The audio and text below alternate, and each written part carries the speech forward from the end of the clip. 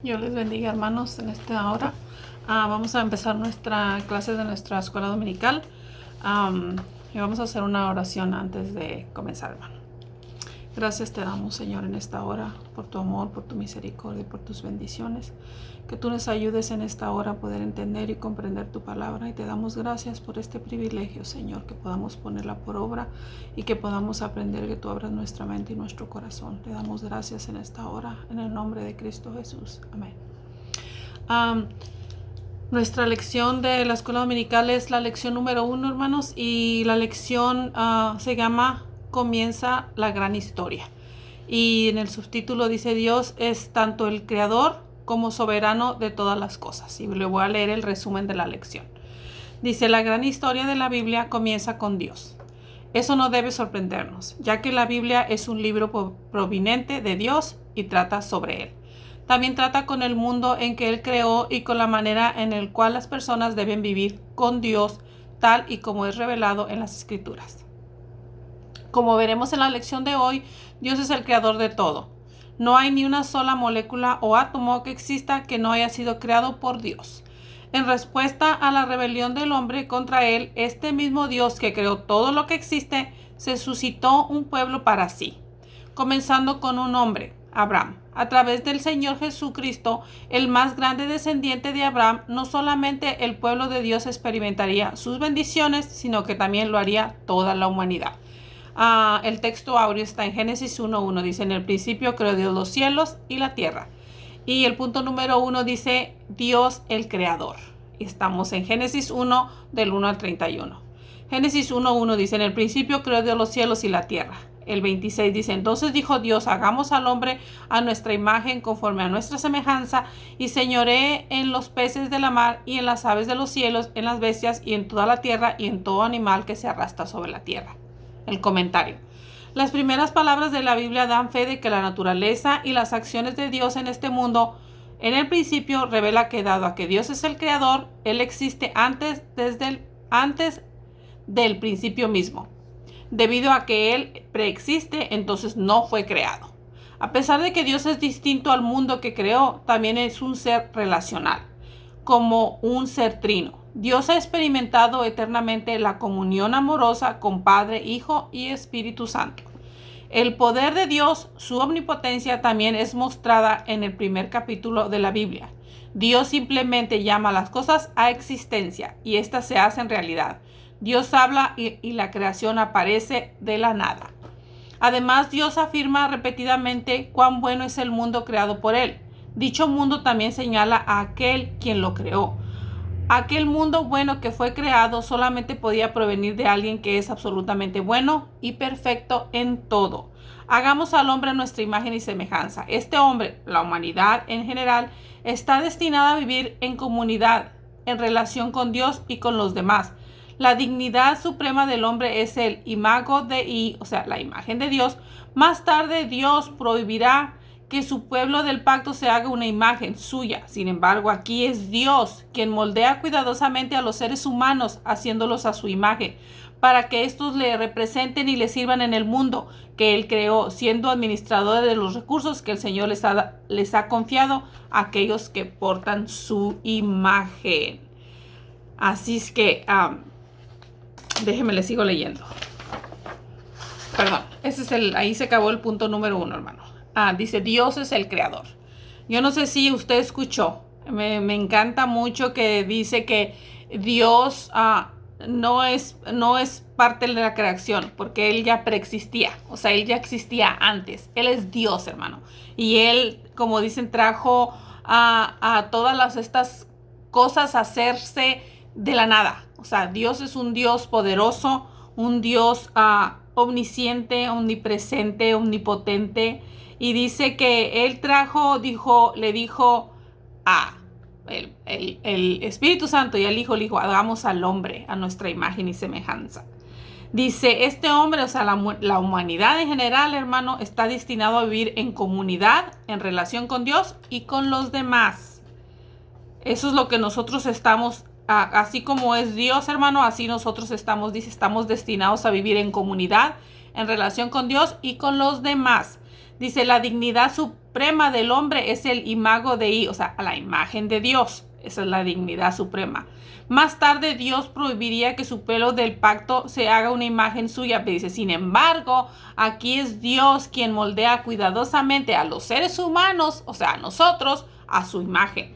Dice, haciéndolos a su imagen, para que estos lo representen y les sirvan en el mundo que Él creó, siendo administradores de los recursos que el Señor les ha confiado a aquellos que portan su imagen. O sea, Dios creó, hermano, dice que en el principio creó los cielos y la tierra. Dice la otra escritura, entonces dijo Dios, hagamos al hombre a nuestra imagen, conforme a nuestra semejanza, y señoré ellos entre los peces de la mar, en las aves de los cielos y en las bestias, y en toda la tierra, y en todo animal que se arrastre sobre la tierra. Dios nos puso, hermano, para que nosotros tuviéramos cargo. Dice el comentario del maestro que nosotros no debemos ¿cómo se dicen? De abusar de ese privilegio que Dios nos dio. Nos dio que nos mandaran, déjeme le leo la parte, nos mandó, dice que Él creó nos puso siendo administradores de los recursos que el Señor nos ha confiado a aquellos que portamos su imagen, o sea, nosotros que somos sus hijos, su creación. Dice que nos ha mandado a encargarnos, hermano, de lo que Dios hizo, de la creación. Pero hay una parte que dice que Dios nos ha dado la responsabilidad de enseñarnos a tener dominio. Dice, no significa abusar, sino administrar cuidadosamente los recursos que el Señor nos ha confiado a aquellos que portan su imagen. Esta responsabilidad ha sido colocada tanto sobre hombres como mujeres. Dios declara repetidamente que la creación es buena, sin embargo no fue hasta que la humanidad fue creada que Él declaró que la creación era buena en gran manera. Hasta que nosotros los humanos fuimos creados, Dios dijo que esto era bueno, hermano, lo que Él había hecho.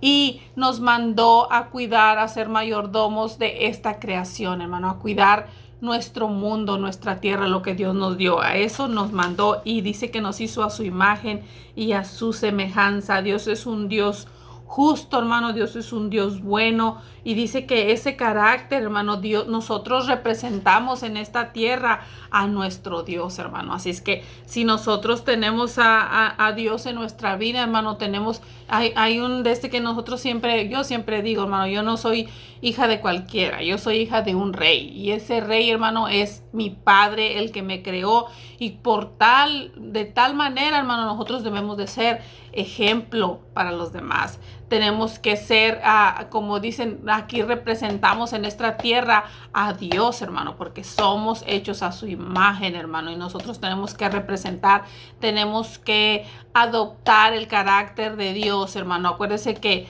el Señor Jesucristo, hermano, nos vino a dar ese ejemplo de cómo ser, de cómo portarnos, de cómo servir, de cómo ser mejores cristianos, hermano, para agradar a nuestro Dios, para no quedar mal, hermano, de lo que Dios nos encargó, de lo que Dios nos ha dado, de lo que Dios nos puso en nuestras manos, lo que tenemos a nuestro alrededor, a este mundo. Dios nos mandó a ser mayordomos y a cuidar y a ser, hermanos, representantes de nuestro Señor Jesucristo, hermano. Nuestro Dios es un Dios, hermano, bondadoso, misericordioso, lleno de misericordia para con los demás, y nosotros tenemos que ser, hermano, el ejemplo que Él quiere que nosotros seamos en este mundo. Dice como dicen en nuestro comentario, hermano, el Señor Jesucristo nos ha dado Dios nos ha dado muchos ejemplos de su amor y de su bondad, como Dios es, y así nosotros deberíamos de ser, hermano. Le voy a leer una parte en mi libro del maestro. Dice, respuestas a la palabra. Dice, recuerden, nuestra relación con Dios restaura gran parte de lo que perdimos en la caída. En cierto modo, la imagen de Dios es el misterio de Dios en nosotros, estropeado por la caída, pero restaurado a través de la experiencia en Cristo. Podemos anhelar los últimos días cuando Cristo nos restaure por completo y nos dé un hogar eterno. Sin embargo, la vida cristiana no trata solamente con lo que habrá de suceder algún día. Esta también trata con el ahora, la persecución de los propósitos del reino y vivir vivir a la luz de lo que Cristo renovó y está renovando en nosotros. Vivir a la luz, hermano, de lo que Cristo renovó y de lo que está renovando en nosotros, hermano. Nosotros tenemos que cada día, hermano, ir, como dice aquí, anhelar los últimos días cuando Cristo nos restaure por completo y nos dé un nuevo hogar eterno. Pero como dice, no nomás es para esperar el futuro, sino para vivir en esta vida, hermano, como Dios quiere que vivamos. Dice, a la luz de lo que Cristo nos renovó y está renovando en nosotros, hermano. Todavía nos falta mucho, pero dice que Dios, en el solo hecho de que nosotros hayamos aceptado el sacrificio que Él hizo, hermano, Él nos va a restaurar y nos va a seguir bendiciendo y nos va a seguir dando más para que nosotros podamos vivir en esa luz, hermano, siendo ejemplo y viviendo, como dicen, como Él quiere que vivamos. Nosotros tenemos que ser, como le dije, nosotros somos embajadores, somos encargados, somos administradores. Nos mandó Dios ahora a ser mayordomos, hermanos, y cuidar y ser ejemplo para los que nos rodean. Y el mayor y el mejor ejemplo de cómo vivir una vida, como dicen, como Dios y como el Señor Jesucristo vino, hermano, en este mundo, en esta tierra, y nos dio el ejemplo de cómo hacerlo, hermano. Y tenemos que vivir, como dicen, a la luz de lo que Cristo nos renovó, hermano, para que podamos ser ejemplo y podamos ser buenos administradores en esta tierra, en este mundo, de lo que Dios nos ha otorgado. Vamos a pasar al punto número 2, hermano, y vamos a leer. Vamos a leer, déjenme porque ya me perdí. Vamos a leer el punto número 2 y dice los grandes patriarcas. Y le voy a leer Génesis 12:1. Dice, pero Jehová había dicho a Abraham, vete de tu tierra y de tu parentela y de la casa de tu padre a la tierra que te mostraré. Y haré de ti una nación grande y te bendeciré y engrandeceré tu nombre y serás bendición. Bendeciré a los que te bendijeren y a los que te maldijeren maldeciré y serán benditas en ti todas las familias de la tierra. Y también del hijo de la sierva haré una nación porque es tu descendiente. Vamos a leer en Génesis, vamos a leer el 27. Y dice, y el varón le dijo, ¿cuál es tu nombre? Y él le respondió, Jacob. Y el varón le dijo, no se dirá más tu nombre Jacob, sino Israel, porque has luchado con Dios y con los hombres y has vencido. Vamos a leer de los grandes patriarcas, hermano, y vamos a leerle el comentario. Dice, existen 3 temas en el pacto abrámico que sientan las bases para la comprensión de los patriarcas: la tierra, nacionalidad y bendición para Abraham y el mundo entero. Primero, Dios le dice a Abraham que se mude a la tierra que te mostraré. Sería en esta tierra, lejos de su familia, donde él prosperaría por fe. Abraham fue a donde Dios lo dirigió. Segundo, Dios le dice a Abraham que lo convertiría en una nación grande. Abraham recibió la promesa por primera vez a los 75 años. Sin embargo, esta no se cumpliría antes de que él cumpliese los 100 años. Tercero, finalmente, en el tiempo de Dios nace el hijo de la promesa. De esta manera, Abraham experimenta algo de las bendiciones de Dios que Dios le había prometido. Dios también prometió bendecir a la humanidad a través de Abraham. Isaac será el primer descendiente en una línea que con el tiempo conduciría a Jesús, a través de cuya vida y muerte, resurrección, toda la tierra sería bendecida. Cuando Jacob es presentado por primera vez, vemos que es un personaje desagradable. Jacob pasa la primera parte de su vida engañando y tramando para salir adelante en la vida. En este punto del relato vemos que Jacob está a punto de encontrarse con su hermano gemelo, el cual había estafado en su juventud, quien Jacob creía que venía a matarlo. Sin embargo, antes de encontrarse con Esaú, él tendría un encuentro con un extraño, con el cual estaría luchando toda la noche. Como sería evidente tanto para el lector como para Jacob, esta persona no es otra que el Señor. Al amanecer, la teofanía, o sea, la manifestación visible de Dios, hiere el muslo de Jacob mientras intenta marcharse. Pero Jacob continúa luchando. Él le pide a Jacob que no lo retenga debido a que el día está despuntando. Dios, en su gracia hacia Jacob, sabe que mirarlo, incluso en este estado, sería demasiado para este. Dios es santo y mirarlo hubiera significado una muerte segura para Jacob. Dándose cuenta Jacob de quién era su oponente, se hace de él sin reserva, esperando en recibir una bendición, la cual Dios le otorga misericordiosamente. Dice los grandes patriarcas, hermano. El relato empieza con Abraham. Y dice que el Señor le dijo que se fuera de su tierra y de su parentela. Dice, en primer lugar, Dios le dijo, vete de tu tierra, vete a otro lugar donde yo te mostraré. Dice, lejos de su familia, y él prosperaría lo que, o sea, Dios le estaba mandando, hermano. Es difícil a veces, yo no sé, muchos de nosotros, la mayoría de nosotros que estamos en la iglesia, yo así lo creo y lo miro, no nacimos aquí en este país. A veces es difícil, hermano, estar cerca, lejos de nuestra familia, de nuestros parientes, pero aquí Dios le dijo a Abraham, vete de tu tierra, vete de ahí. Dice, te voy a mandar a una tierra que yo te mostraré.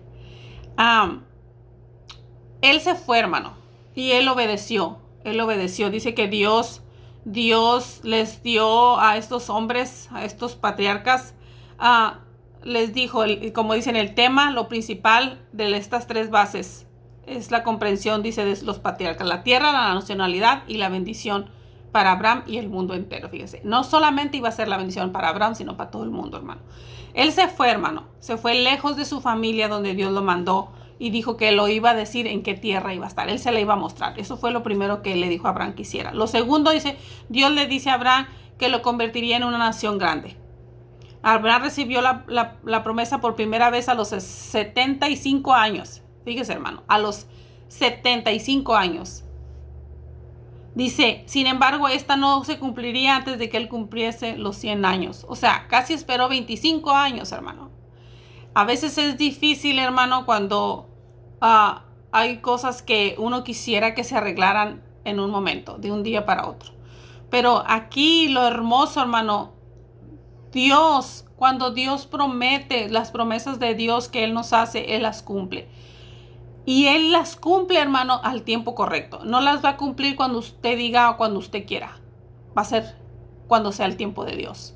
Y hay veces nosotros los seres humanos son cosas que no entendemos. Aún, imagínese usted a alguien que te dice, muévete de donde estás. Vete de aquí, de tu familia, de tus parientes, lo que uno no quiere hacer, hermano. Él obedeció. Él se fue. Dice, por fe Abraham fue a donde Dios lo dirigió. Por fe. Por fe él se fue y obedeció. Dice, segundo, Dios le promete a Abraham que sería su descendencia una nación grande. Dice que esto no se cumplió hasta 25 años después, hermano. Eso es tener fe, hermano. Creer en Dios, en que el tiempo que se lleve, si Dios lo dijo, hermano, se va a cumplir. Tercero y finalmente, en el tiempo de Dios nace el hijo de la promesa. De esa manera Abraham experimenta algo de las bendiciones de Dios que Dios le había prometido. Dios también prometió bendecir a la humanidad a través de Abraham. Fíjese, hermano. Dice, tercero, finalmente en el tiempo de Dios nace el hijo de la promesa. Apenas había nacido Isaac, hermano, el hijo de la promesa. Todavía faltaba que Dios cumpliera que iba a ser una nación grande, o sea, que iba a tener más hijos, muchos hijos, y Dios iba a bendecir a la humanidad, a toda la humanidad por medio de este hombre, hermano. Dice, Isaac sería el primer descendiente en una línea en que con el tiempo conduciría a Jesús, a través de cuya vida, muerte y resurrección toda la tierra sería bendecida. Fíjese, hermano, de la descendencia de Abraham, de Isaac, de todos ellos vino dice que esa fue Isaac sería el primer descendiente de una línea con el tiempo conduciría a Jesús. Y Jesús, a través de su vida y su muerte y su resurrección, toda la tierra sería bendecida, hermano. O sea, Dios tiene un propósito, Dios tiene un plan. El asunto es, hermano, que nosotros obedezcamos a Dios y creamos a sus promesas, que Él las va a cumplir, hermano.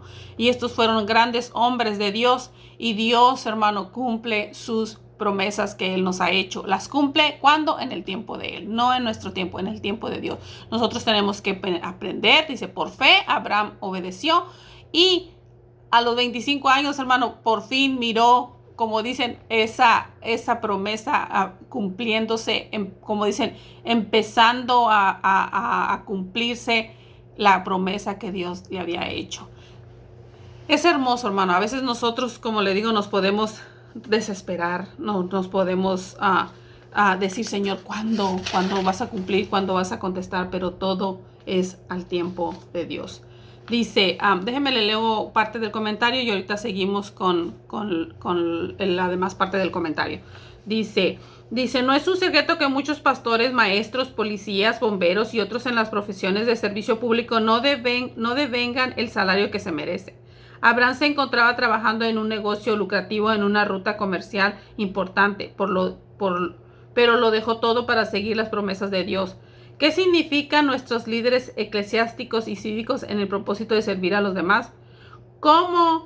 ¿Qué sacrifican, nuestros líderes? ¿Cómo podemos apoyarlos como hicieron las familias y los sirvientes que se unieron a la promesa junto con Abraham? La primera pregunta dice, ¿qué sacrifican nuestros líderes eclesiales y cívicos en el propósito de servir a los demás?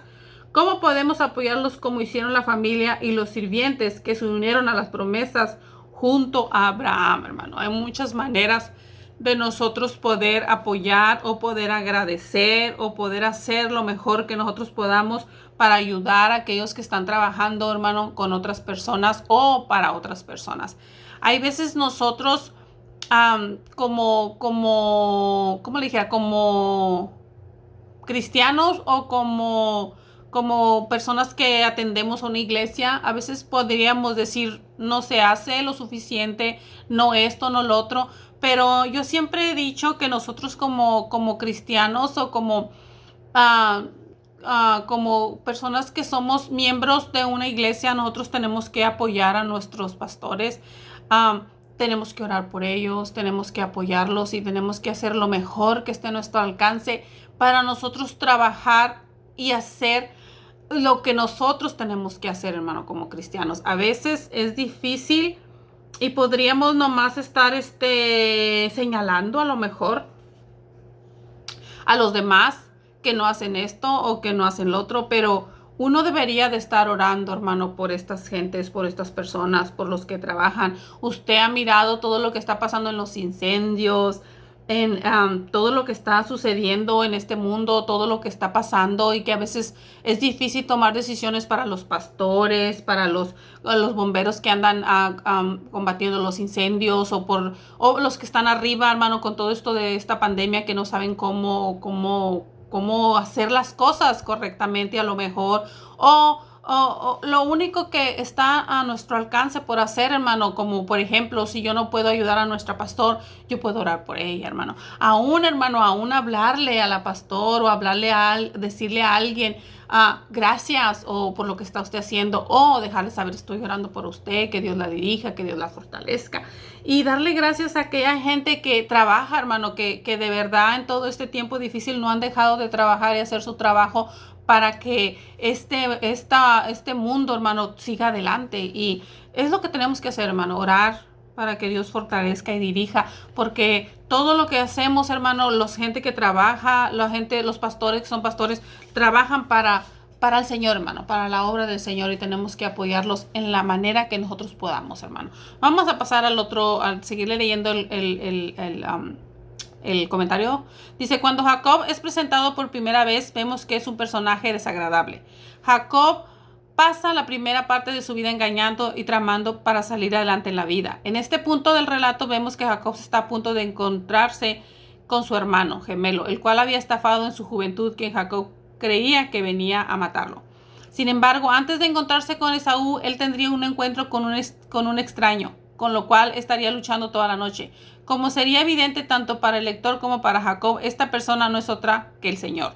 Al amanecer, la teofanía, o la manifestación visible de Dios, hiere el muslo de Jacob mientras intenta marcharse. Pero Jacob continúa luchando. Él le pide a Jacob que no lo retenga debido a que el día está despuntando. Dios en su gracia hacia Jacob sabe que mirarlo incluso en este estado sería demasiado para este. Dios es santo y mirarlo hubiera significado una muerte segura para Jacob. Dándose cuenta Jacob de quién era su oponente, se hace de él sin reserva, esperando en recibir una bendición, la cual Dios le otorga misericordiosamente. Fíjese, hermano. En los versículos que leímos antes dice, el varón le dijo, ¿cuál es tu nombre? Y él le respondió, Jacob. Y el varón le dijo, no será más tu nombre Jacob, sino Israel, porque has luchado con Dios y con los hombres y has vencido, hermano. Jacob, hermano, estaba preocupado, hermano. Preocupado porque sabía que todas las cosas que había hecho antes, hermano, habían sido desagradables y no le agradaban a Dios. Entonces, él, hermano, sabía y estaba consciente de que no había hecho nada bueno.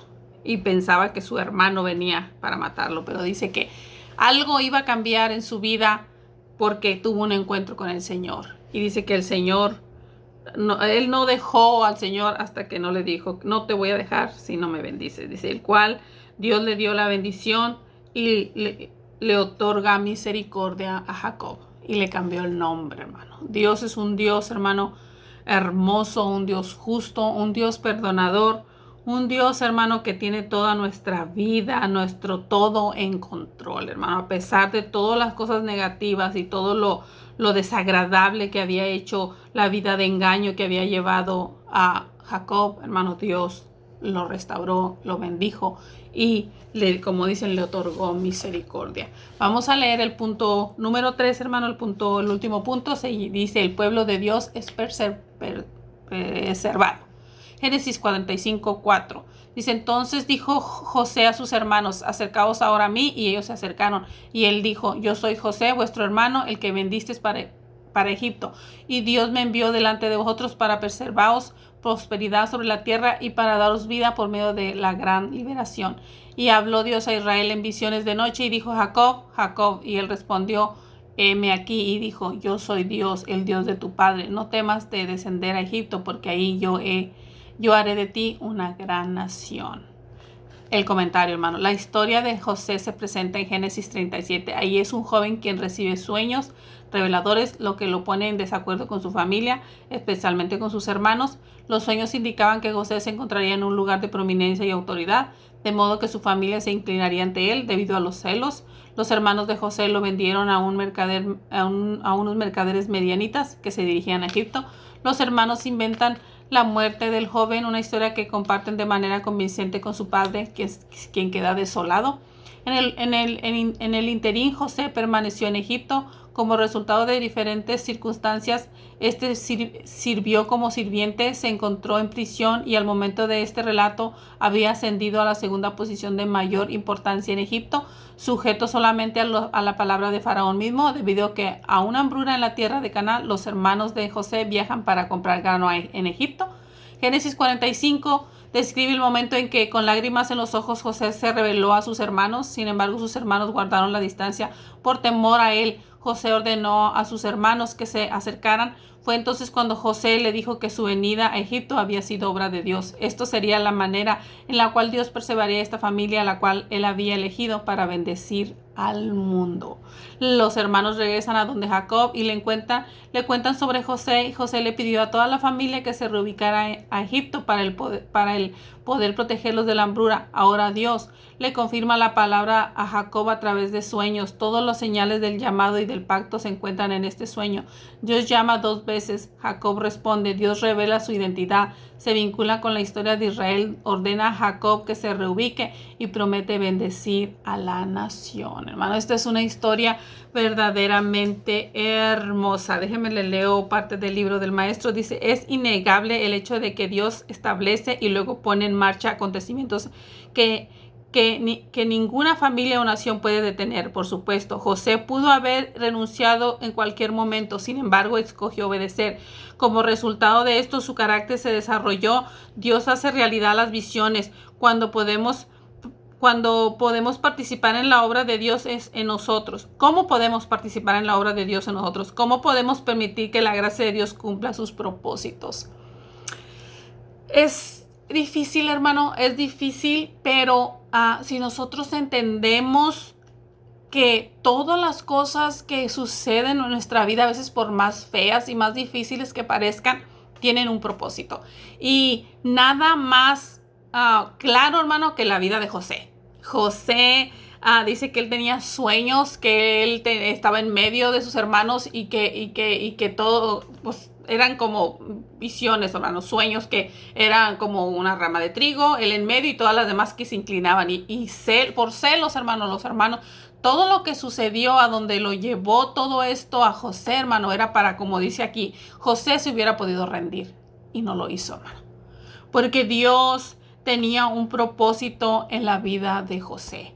Y Dios tiene un propósito en la vida de cada uno de nosotros. Y no podemos rendirnos, hermanos. Tenemos que seguir. Porque si estamos llorando, si estamos sufriendo, al final del tiempo Dios nos va a dar la recompensa. Y tiene un propósito. Dice que Dios estaba desarrollando, dice, como resultado de esto, su carácter se desarrolló. El carácter de José, hermano. Por todo lo que José pasó, su carácter fue desarrollado. O sea que Dios nos va amoldando, nos va quitando todas las cosas que no están bien, que no son correctas en nuestra vida. Dios nos las va quitando, nos va limpiando, nos va moldando nuestro carácter, hermano, para un propósito que Él tiene en nuestra vida. Aunque usted y yo no lo podamos mirar, aunque usted esté sufriendo y padeciendo ahorita, sabemos que esto que estamos pasando y sufriendo, Dios lo va a usar para algo hermoso, hermano. Tenga fe, crea en las promesas de Dios. Acuérdese que nosotros estamos hechos a imagen y semejanza de Dios, y Dios quiere que nosotros seamos mayordomos y cuidamos esto que Dios nos ha dado. Y somos, como dicen, nuestra fe tiene que ser cada día más grande, tiene que crecer, para que nosotros todo lo que hagamos, hermano, cualquier movimiento, sea por fe, confiando en las promesas de Dios. Todo lo que nos sucede tiene un propósito, y Dios va a usar todo esto difícil, todo este llanto, todo este sufrimiento para algo mejor en nuestra vida, hermana, para moldarnos, limpiarnos y prepararnos para las cosas mejores que vienen. Dice, ¿cómo podemos participar en la obra de Dios en nosotros? ¿Cómo podemos permitir que la gracia de Dios cumpla sus propósitos, hermano? Pregúntese todo eso. ¿Cómo puede todo esto que yo estoy pasando ser algo bueno, hermano? Tenemos que aprender a confiar, a tener fe, a confiar en las promesas que Dios nos ha hecho, porque dice que Dios cumple sus promesas, hermano. No cuando usted y yo digamos, es cuando Dios quiere y tiene su tiempo para todo, hermano. Es cuando va a suceder. A nosotros nos queda esperar, confiar en Él, hermano, en lo que Dios va a tener para nosotros. Y que yo sé que Dios, hermano, usted lo ha mirado a través de toda su vida y todos sus años. Dios cumple sus promesas, y Dios nunca nos ha dejado ni nunca nos ha desamparado. Él está con nosotros, Él permanece con nosotros, y nosotros le somos fieles. Él va a cumplir su promesa tarde que temprano, hermano. Dios me los bendiga, y me dio gusto ver a algunos de mis hermanos que los pudimos ver el viernes y el domingo, y esperamos en Dios verlos este domingo, hermano, en la iglesia a las 6, hermano. Dios me los bendiga. Vamos a estar allá afuera haciendo oración, hermano. Dios les bendiga, y cuídese, y vamos a seguir hacia adelante.